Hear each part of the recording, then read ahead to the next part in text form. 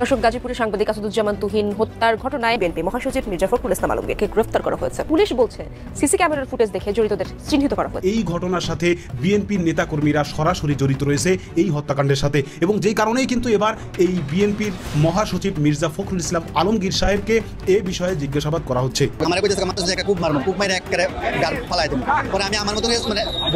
গাজীপুরে সাংবাদিক তুহিনকে প্রকাশ্যে যেভাবে হত্যা করা হয়েছে, এই ঘটনার পিছনের রহস্যটা কি এবং কোন দলের ছত্রছায়ায় এবং কোন দলের নেতাকর্মীরা এই কর্মটা ঘটিয়েছে? তাই আওয়ামী লীগের সামনে ভালো সময় আসছে এবং আওয়ামী লীগের কপাল খুলে গিয়েছে। আওয়ামী লীগের প্রত্যাবর্তন সামনে খুবই ইজি হয়ে যাবে এবং আওয়ামী লীগের রাজনীতি করার আরেকটি সুযোগ তৈরি হবে খুব আর্লি। কারণ এই তিনটা সুপার পাওয়ার চাইবে আওয়ামী লীগ আবার প্রত্যাবর্তন করুক, কারণ আমেরিকার সাথে যদি পাল্টা কাউন্টার দিতে তাদের অ্যান্টি আরেকটা দলের প্রয়োজন আছে তাকে শক্তিশালী করার জন্য। আওয়ামী লীগের নেতাদের সঙ্গেও তিনি কথা বলেছেন, কথা বলে একটা প্রতিবেদন তৈরি করেছেন, যে প্রতিবেদনে উঠে এসেছে আওয়ামী লীগের বর্তমান ভাবনা এবং তারা কিভাবে কামব্যাক করতে চায়। দর্শক, নতুন একটা নিউজে আপনাকে স্বাগতম। প্রিয় দর্শক, বাংলাদেশের যে বর্তমান রাজনৈতিক প্রেক্ষাপট এবং যে পরিস্থিতির সৃষ্টি হয়েছে তারই আলোকে আপনাদের সামনে বেশ কয়েকটা গুরুত্বপূর্ণ ভিডিও নিয়ে হাজির হয়েছি, যার কিছুটা অংশবিশেষ ইতিমধ্যেই ভিডিওর শুরুতেই দেখেছেন। তো দর্শক, ভিডিওর শুরুটা দেখেই কিন্তু বুঝতে পেরেছেন যে আজকের নিউজটা ঠিক কতটা গুরুত্বপূর্ণ হতে চলেছে। তাই বলবো, যারা ভিডিওটি অন করেছেন না টেনে সম্পূর্ণ নিউজটি মনোযোগ সহকারে দেখতে থাকুন। দর্শক, এই বিষয় নিয়ে বেশি কথা বলবো না, চলুন দেখে আসবো আজকে সেই কাঙ্ক্ষিত ভিডিওগুলো। তবে তার আগে বলবো, যারা এখনো চ্যানেলটি সাবস্ক্রাইব করেননি অবশ্যই চ্যানেলটি সাবস্ক্রাইব করে পাশে থাকা বেল আইকনটি ক্লিক করে দিন। আর যারা ইতিমধ্যেই চ্যানেলটি সাবস্ক্রাইব করে রেখেছেন তাদেরকে অসংখ্য ধন্যবাদ। তো চলুন দর্শক, ভিডিওটিতে একটি লাইক দিয়ে আমরা ধারাবাহিকভাবে সবগুলো ভিডিওর আলোচনা দেখে আসি। দর্শক, গাজীপুরের সাংবাদিক আসাদুজ্জামান তুহিন হত্যার ঘটনায় বিএনপি মহাসচিব মির্জা ফখরুল ইসলাম আলমগীরকে গ্রেফতার করা হয়েছে। পুলিশ বলছে সিসি ক্যামেরার ফুটেজ দেখে জড়িতদের চিহ্নিত করা হয়েছে। এই বিষয়ে আরো জানবো, গাজীপুরে যেতে চাই আমার সহকর্মী রাব্বি সিদ্দিকী সেই খবরগুলো রাখছেন। রাব্বি, সাংবাদিক আসাদুজ্জামান হত্যার ঘটনায় কোনো অগ্রগতি হলো কিনা, আসামি ধরার ব্যাপারে কি জানা গেল? শিল্পী, আপনি জানেন যে এই সাংবাদিক তুহিন সে গাজীপুরে চাঁদাবাজির সংবাদ সংগ্রহ করতেছিলেন। তো কেন তিনি চাঁদাবাজির সংবাদ সংগ্রহ করেছেন এই বিষয় নিয়ে বিরোধের কারণেই কিন্তু এই সাংবাদিক তুহিনকে নৃশংসভাবে জনসম্মুখে প্রকাশ্যে একেবারে হত্যা করা হয়েছে। তো যারা মূলত এর প্রত্যক্ষদর্শী এই ঘটনার, তো তারা বলছে যে এই ঘটনার সাথে বিএনপির নেতাকর্মীরা সরাসরি জড়িত রয়েছে এই হত্যাকাণ্ডের সাথে, এবং যেই কারণেই কিন্তু এবার এই বিএনপির মহাসচিব মির্জা ফখরুল ইসলাম আলমগীর সাহেবকে এ বিষয়ে জিজ্ঞাসাবাদ করা হচ্ছে। সাংবাদিক তুহিনকে প্রকাশ্যে যেভাবে হত্যা করা হয়েছে কুপিয়ে, এই ঘটনার পিছনের রহস্যটা কি এবং কোন দলের ছত্রছায়ায় এবং কোন দলের নেতাকর্মীরা এই কর্মটা ঘটিয়েছে? যারা এই ঘটনাটির সূত্রপাতটা দেখেছেন, বিশেষ করে বাদশা মিয়া নামে একজন ব্যক্তি একটা মহিলাকে আঘাত করেছিল এবং সেই সময় কিছু দুর্বৃত্ত এলোপাতাড়ি বাদশা মিয়াকে কোপানো শুরু করে এবং সেই সময় বাদশা মিয়া পালিয়ে যাচ্ছিল। আর ঠিক ওই সময় এই সাংবাদিক তুহিন ভিডিও ধারণ করেছিল এবং সেটা দেখার পর তাকে ধাওয়া দেয় এবং তিনি এক পর্যায়ে ধরা খেয়ে যান এবং তাকে নৃশংসভাবে কুপিয়ে হত্যা করে, কিন্তু বাদশা মিয়া বেঁচে যায়। এবং বাদশা মিয়ার সাথে যেই মেয়েটার সাথে এই দ্বন্দ্ব, সেই মেয়েটা একটা কলগার্ড। এখন এই ঘটনাকে যদি আপনারা একটু সূক্ষ্মভাবে বিচার করেন তাহলে এটা স্পষ্ট ছিল যে এই মেয়েটা সব কিছু প্রস্তুতি নিয়েই সেখানে গিয়েছিল এবং তাকে আঘাত করার পর এই ছেলেরা এলোপাতাড়ি সেই বাদশা মিয়াকে কোপানো শুরু করে। এই যে ছেলেরা যারা এভাবে প্রকাশ্যে জনসম্মুখে এই যে একজনকে কোপানো শুরু করেছিল, এই লোকগুলো কি প্রাথমিক অবস্থায় মানে প্রথমেই তারা এই কাজটা করার সাহস পেয়েছে? নিশ্চয়ই এর আগেও তারা এই জাতীয় বহু অপকর্ম করেছে। তাদের বডি ল্যাঙ্গুয়েজ যদি আপনারা যদি একটু বিচার বিশ্লেষণ করেন তাহলে এটা স্পষ্ট যে তারা প্রফেশনাল এই কাজগুলো করে। এখন একটু চিন্তা করেন, এই যে প্রফেশনাল যারা এই কাজগুলো করে, এরা নিশ্চয়ই পিছনে তাদের এমন কোনো শক্তি আছে যেই শক্তির বলে এই জনসম্মুখে তারা এই কর্মগুলো করে। মানে এতগুলো মানুষের ভিড়ে তারা যে কর্মটা করতেছে, এটা তাদের পিছনে রাজনৈতিক কোনো শক্তি যদি না থাকে এবং পুলিশের সহযোগিতা যদি না থাকে তাহলে এটা করা সম্ভব হয় না। যেমন এই যে এলাকায় যারা এই বড় বড় চাঁদাবাজি এবং রংবাজিগুলো করে, এরা কিভাবে মানুষকে ভয় দেখায়, তারা এই জাতীয় কিছু কর্ম করে যে কোনো একজন রাজনৈতিক নেতার প্রভাবে।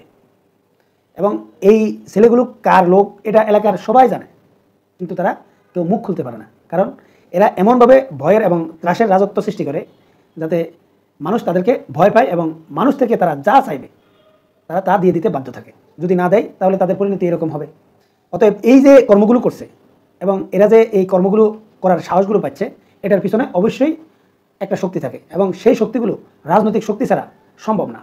এবং তারা যে কোনো একটা রাজনৈতিক দলের শক্তিতে এই কাজগুলো করে। এই যে অপকর্মগুলো করে এরা কিন্তু মোটা অ্যামাউন্টের একটা ভাগ কিন্তু পুলিশকেও দেয়। সত্যিকার অর্থে পুলিশ জানে না এরকম কোনো ঘটনাই নেই, কিন্তু বাস্তবতা হচ্ছে এই যে কর্মগুলো করা হয় এই কর্মগুলোর বিচার সত্যিকার অর্থে কি আসলেই হয়?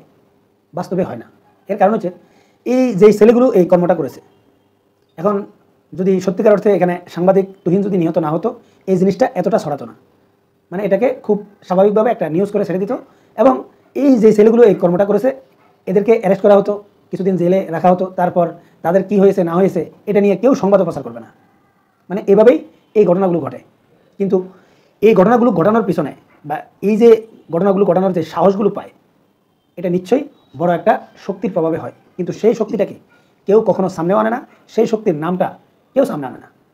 ইন্ডিয়া এখন সম্পূর্ণরূপে রাশিয়ার দিকে ঝুঁকে গিয়েছে এবং চীনের সাথে একটি ভালো সম্পর্ক করার চেষ্টা করছে। এখানে অনেকগুলা খেলা জড়িত আছে, বাংলাদেশের রাজনৈতিক ইস্যু এবং ইন্টারন্যাশনাল রাজনৈতিক ইস্যু। এখন এটাতে কার লাভ হচ্ছে কার লস হচ্ছে সেটা বড় বিষয় না, কিন্তু এখন ইন্ডিয়ার সাথে যে আমেরিকার একটি খারাপ সম্পর্ক যাচ্ছে এটাতে কি আসলে আওয়ামী লীগের লাভ হচ্ছে এবং আওয়ামী লীগের কপাল খুলে যাবে? ইন্ডিয়া, রাশিয়া, চায়না একত্রিত হয়ে কি বাংলাদেশের রেজিম আবার চেঞ্জ করবে? কারণ এই রেজিমটা হচ্ছে আমেরিকা সমর্থিত রেজিম, কারণ দক্ষিণ এশিয়ার মধ্যে বাংলাদেশ খুবই গুরুত্বপূর্ণ একটি জায়গায় অবস্থান করে। এই জায়গাটা যে রেজিমটা থাকবে এই রেজিমটাকে যারা কন্ট্রোল করতে পারবে তারা মোটামুটি দক্ষিণ এশিয়ার মধ্যে একটি প্রভাব বিস্তার করতে পারবে। আর এই বাংলাদেশের আশেপাশে যদি একটা ঘাঁটি গেড়ে ফেলতে পারে তাহলে দক্ষিণ এশিয়ার মধ্যে আরো প্রভাব বেড়ে যাবে। আমেরিকা সেটাই খেলতেছে, বাংলাদেশে এই রেজিমটাকে তারা পুরোপুরি সমর্থন করতেছে এবং বাংলাদেশটাকে মোটামুটি নিয়ন্ত্রণ করার চেষ্টা করতেছে। বাংলাদেশ দিয়ে অন্যান্য আশেপাশের দেশগুলোকে প্রেসারে ফেলার চেষ্টা করতেছে এবং এই বঙ্গোপসাগরের আশেপাশে একটি ঘাঁটি করার চেষ্টা করতেছে। এটা আমরা সকলে অবগত আছি। বিভিন্ন ছবি পোস্টার আসে, বাংলাদেশের সেনাবাহিনীকে অনেক জায়গায় ট্রেনিং দিচ্ছে, সেন্ট মার্টিনে আবার সিলেটও নাকি ট্রেনিং দিচ্ছে। বিভিন্ন ছবি আমরা দেখি, এগুলো সত্য না প্রপাগান্ডা সেটা ভিন্ন বিষয়, কিন্তু আমরা দেখতে পাই আমেরিকা আর্মিদেরকে। এই সকল বিষয় চিন্তা করে যদি ভারত, রাশিয়া, চীন প্ল্যান করে যে এই রেজিম চেঞ্জ করে আমরা আওয়ামী লীগ সরকারকে আবার বসাতে হবে, ডক্টর ইউনূস সরকারকে উৎখাত করতে হবে, বা ডক্টর ইউনূস সরকারের আন্ডারে যে নির্বাচন হবে নির্বাচন হওয়ার পর যে সরকার আসবে সে সরকারও যদি আমেরিকার সমর্থিত সরকার হয় সে সরকারকে উৎখাত করে আমাদেরকে আমাদের সেন্টিগ্রেটের একটি সরকার বসাতে হবে, আমাদের রেজিম থাকতে হবে। আমেরিকাকে দক্ষিণ এশিয়ায় কোনো রকমের জায়গা দেওয়া যাবে না। ইন্ডিয়া নিজেদের স্বার্থে এখন আগের থেকেও বেশি অ্যাগ্রেসিভ হয়ে গিয়েছে এবং আমেরিকার সাথে ডাইরেক্ট চোখে চোখ রেখে কথা বলা শুরু করে দিয়েছে। সেই কারণে দীর্ঘ 6 বছর পরে ইন্ডিয়ার প্রধানমন্ত্রী নরেন্দ্র মোদী চীন সফরে গিয়েছে এবং সেখানে রাশিয়ার প্রেসিডেন্ট ভ্লাদিমির পুতিনও আসবে। তাহলে কি হলো, 3টা সুপার পাওয়ার এখন একত্রিত হয়ে যাবে। 3টা সুপার পাওয়ার যখন একত্রিত হয়ে যাবে, রাশিয়া, ইন্ডিয়া এবং চায়না, তাহলে কি আমেরিকার খানা থাকবে? অবশ্যই খানা থাকবে না। আমেরিকা যতই ডিপ স্টেট বলুক, যতই শুল্ক আরোপ করুক ইন্ডিয়ার উপর, যতই কিছু করুক, এই 3টা সুপার পাওয়ার একত্রিত হয়ে গেলে বাংলাদেশে রেজিম চেঞ্জ করা কোনো ব্যাপার না। আমেরিকা একা যদি ডিপ স্টেট এর মাধ্যমে বাংলাদেশের রেজিম চেঞ্জ করতে পারে তাহলে ইন্ডিয়া, রাশিয়া, চীনের গোয়েন্দা সংস্থা এবং টাকা ফান্ডিং দিয়ে বাংলাদেশের এই আমেরিকাপন্থী রেজিম চেঞ্জ করা কোনো ব্যাপার হবে? কোনো ব্যাপার হবে না।